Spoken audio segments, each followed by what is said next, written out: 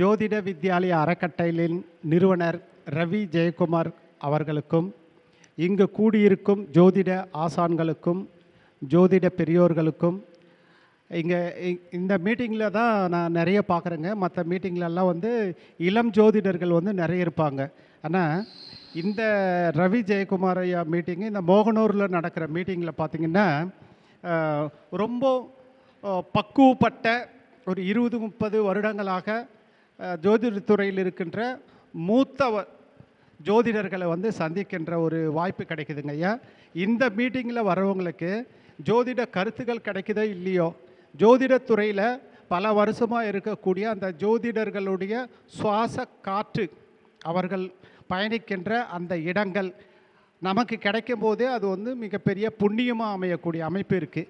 ஆக இந்த வாய்ப்பு ரவி ஜெயக்குமார் ஐயா ஏற்படுத்தி கொடுத்துள்ளார். அவர்களுக்கு முதற்கண் நன்றியையும் வணக்கத்தையும் தெரிவித்துக் கொள்கிறேன். இப்போது ஒரு சின்ன ஒரு விஷயத்தை மட்டும்தாங்க இன்றைக்கி பார்க்க போகிறோம். இப்போ நாமோ இந்த மனிதர்களாக பிறந்தவர்கள் வாழ்வதற்கு தேவைப்படுகின்றவற்றில் மிகவும் முக்கியமானதாக வரக்கூடியது பணம். பணம் இல்லாமல் இந்த பூமியில் யாரும் வாழவே முடியாது அப்படி என்கின்ற நிலைதான் இருக்கின்றது.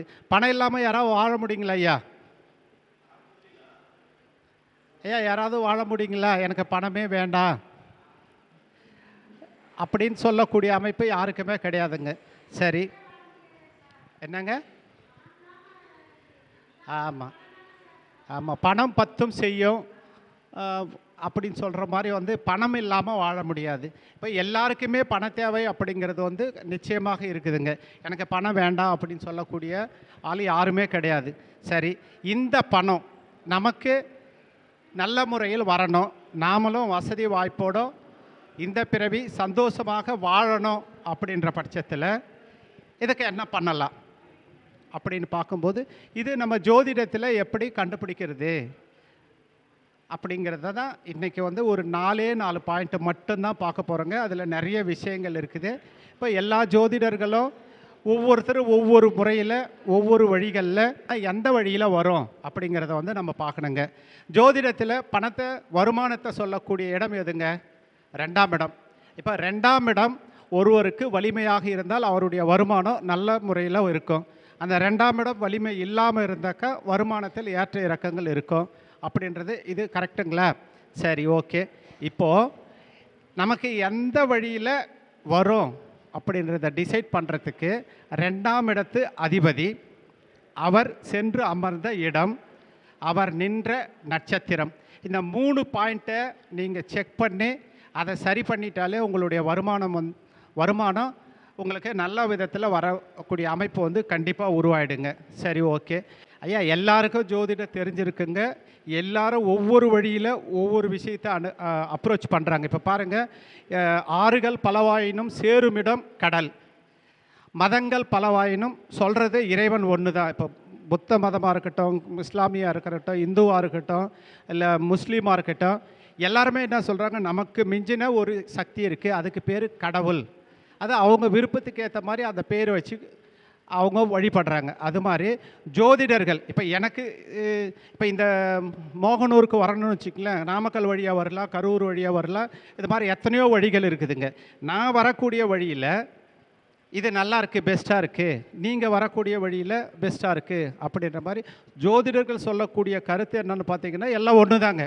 நீங்கள் எப்படி சுற்றி வந்தீங்கனாலும் ரிசல்ட்டு ஒன்று தான், நீங்கள் போகக்கூடிய ரூட்டு தான் மாறும்.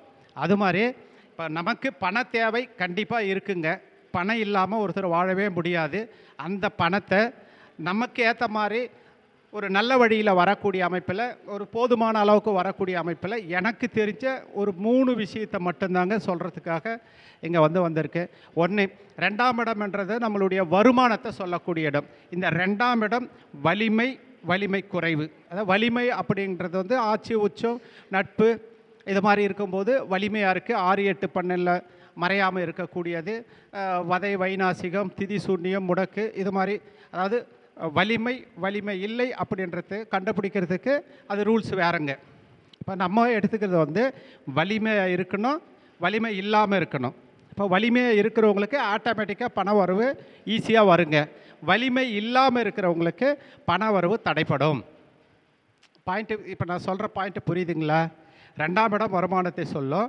அந்த 2ஆம் இடம் ஸ்ட்ராங்காக இருந்ததுனாக்கா இன்கமுக்கு பிரச்சனை இல்லை. 2ஆம் இடம் பாதிச்சாக்கா இன்கமுக்கு ப்ராப்ளம் இருக்கும் அப்படின்னுது. சரி, இந்த வருமானம் எப்படி வரும் அப்படின்னு பார்த்தோம்னாக்கா, அதாவது உங்களுடைய 2ஆம் அதிபதி,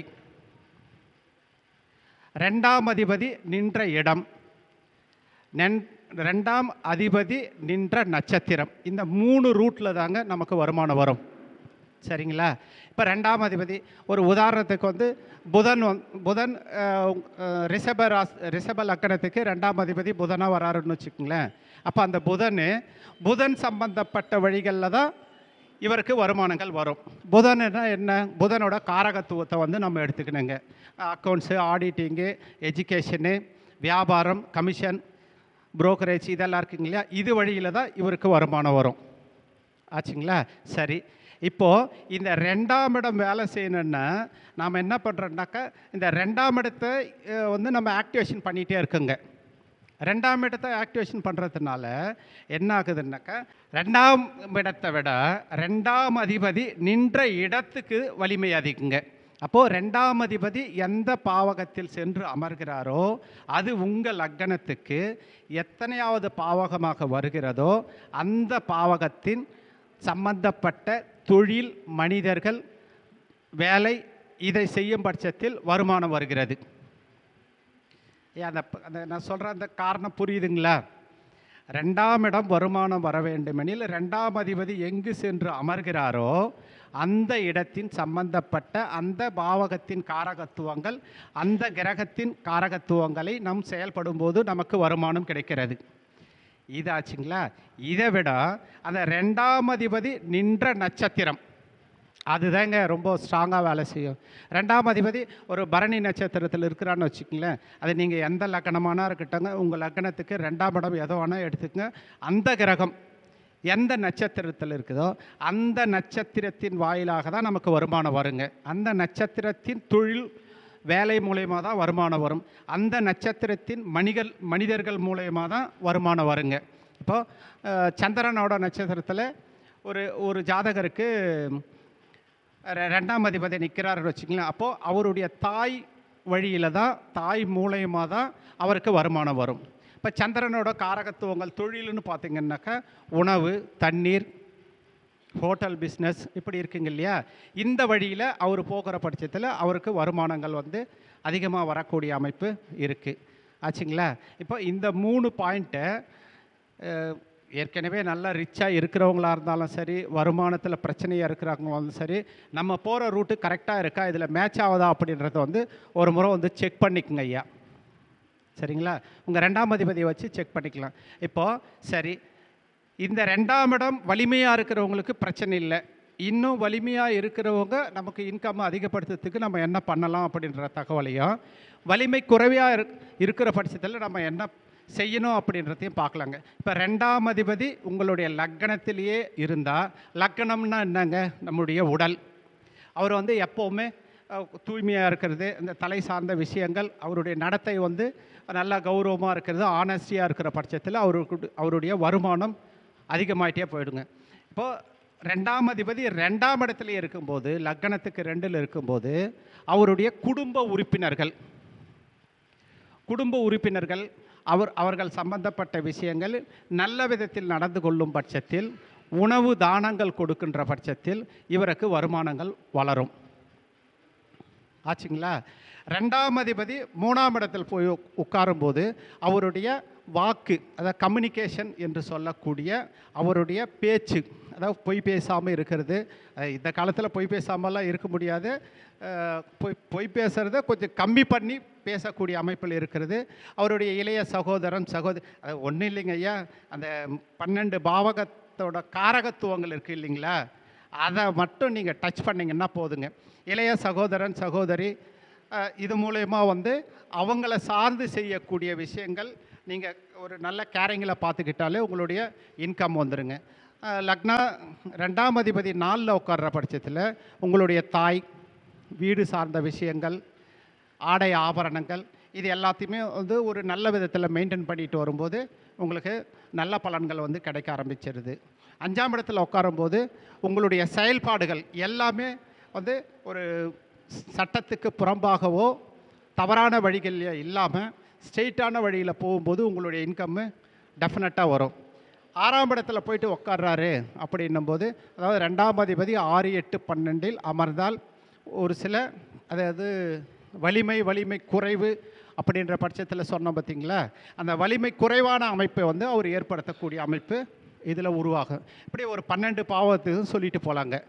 அது எல்லாத்தையும் சொல்லணுன்றதில்லை, எல்லாமே ஜோதிடர் அப்படின்றதுனால உங்களுடைய 2ஆம் அதிபதி எங்கு சென்று அமர்கிறாரோ அந்த பாவகத்தை இயக்குகின்ற பட்சத்தில் உங்களுக்கு வருமானம் வரும். அந்த 2ஆம் அதிபதி நிற்கின்ற நட்சத்திரத்தை இயக்குகின்ற பட்சத்தில் உங்களுக்கு வருமானம் வரும். சரி, இது எல்லாருக்குமே தெரிஞ்ச விஷயங்க. இதில் ஒரு சின்ன பாயிண்ட்டை வந்து நம்ம இதுக்குள்ளே கொண்டு வரலாங்க. அது என்ன பாயிண்ட்னா, நட்சத்திர தாராபலன். நட்சத்திர தாராபலன் அப்படின்றது வந்து நமக்கு எல்லாருக்குமே தெரியுங்க. அதாவது ஜென்ம தாரை, சம்பத்து தாரை, விபத்து தாரை, சேம தாரை, பிருத்திவி தாரை, அதிபிருத்திவி தாரை, இப்படியே வந்து பிரித்து வச்சுருக்குறீங்க இல்லைங்களா. இப்போ நம்ம இன்றைக்கி என்ன பார்க்குறோன்னாக்கா, ஃபினான்ஸை பற்றி தான் பார்க்குறோம், பொருளாதாரத்தை பற்றி தான் இப்போ பேசிகிட்டு இருக்குங்க இல்லையா. இப்போ பொருளாதாரத்துக்கு சம்பத்து தாரை, வருமான தாரை அப்படின்றது நம்ம ஜோதிடத்தில் எடுத்துக்கிறீங்க இல்லைங்களா. இந்த சம்பத்து தாரை நட்சத்திரங்கள் 3 நட்சத்திரங்கள் வருங்க. அதாவது சம்பத்து தாரை நட்சத்திரங்கள் என்பது நீங்கள் பிறந்த ஜென்ம நட்சத்திரத்திலிருந்து எண்ணி வரக்கூடிய 2வது நட்சத்திரம், 11வது நட்சத்திரம், 20வது நட்சத்திரம் சம்பத்து தாரை நட்சத்திரம் அப்படின்னு சொல்லிட்டு சொல்லுவாங்க. ஆச்சுங்களா. இந்த சம்பத்து தாரை நட்சத்திரங்கள் வழியாக தான் நமக்கு வந்து இன்கம் வரும். நீங்கள் பாருங்கள், உங்கள் வாழ்க்கையில் உங்களுக்கு வரக்கூடிய பொருளாதாரம், வசதி வாய்ப்புகள், வீடு கட்டினதாக இருக்கட்டும், வீடு வாங்கினதாக இருக்கட்டும், இல்லை காரு, நிலப்புலன்கள், ஆடை ஆபரணங்கள், இதெல்லாம் பாருங்கள் இந்த சம்பத்து தாரை நட்சத்திரங்களில் டச் பண்ணாமல் இருக்கவே இருக்காதுங்க. எங்கே வேணும்னா உங்கள் ஜாதகத்தில் செக் பண்ணி பாருங்கள், கண்டிப்பாக இதில் டச் பண்ணி தான் போகுங்க. அப்போது இந்த சம்பத்து தாரை நட்சத்திரங்கள் இதை இயக்கும் பட்சத்தில் நமக்கு பொருளாதார வளர்ச்சி நிச்சயமாக வரும்.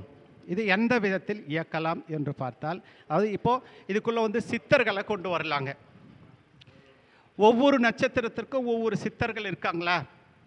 அஸ்வினி நட்சத்திரத்துக்கு காலங்கி, பரணி நட்சத்திரத்துக்கு போகர், இப்படி 27 நட்சத்திரத்துக்கும் ஒவ்வொரு சித்தர்கள் இருக்காங்க இல்லைங்களா. ஐயா இருக்காங்களா இல்லைங்களா, இருக்காங்க. அப்போ சித்தர்கள் இருக்காங்க.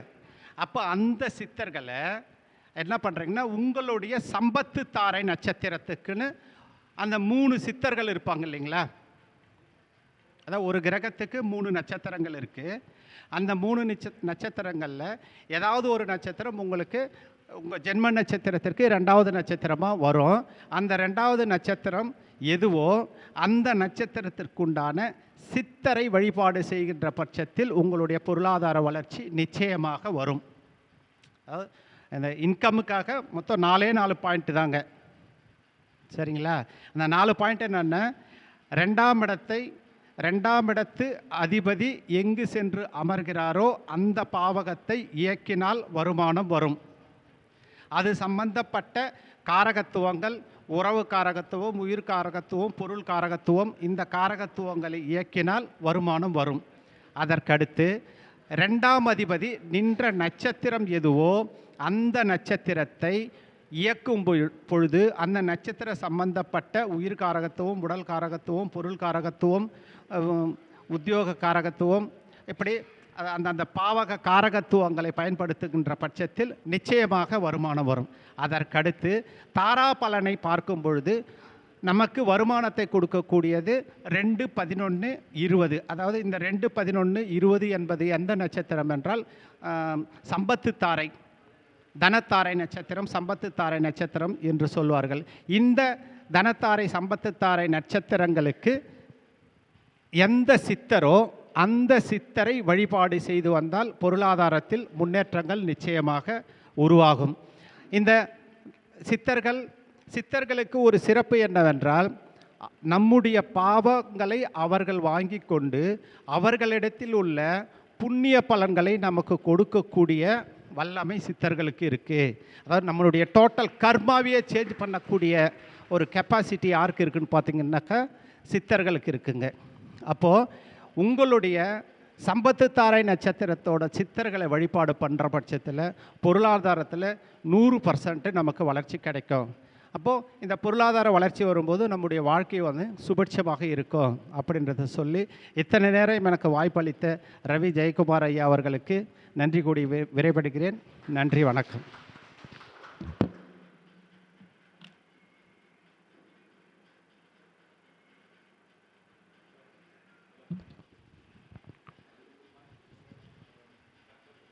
ராயவேலூர்லேருந்து கோவிந்தராஜ் ஐயா அவங்க வந்து நம்மளுக்கு மேடையை அலங்கரித்து அற்புதமாக ஒவ்வொரு நட்சத்திரத்துடைய சித்தர்களையும் கூறி பயணிக்கும் விதமாக நீங்களும் சப்போர்ட் பண்ணி வரவேற்பு கொடுத்ததுக்கு உங்களுக்கும் நன்றி, ஐயாவுக்கும் நன்றி.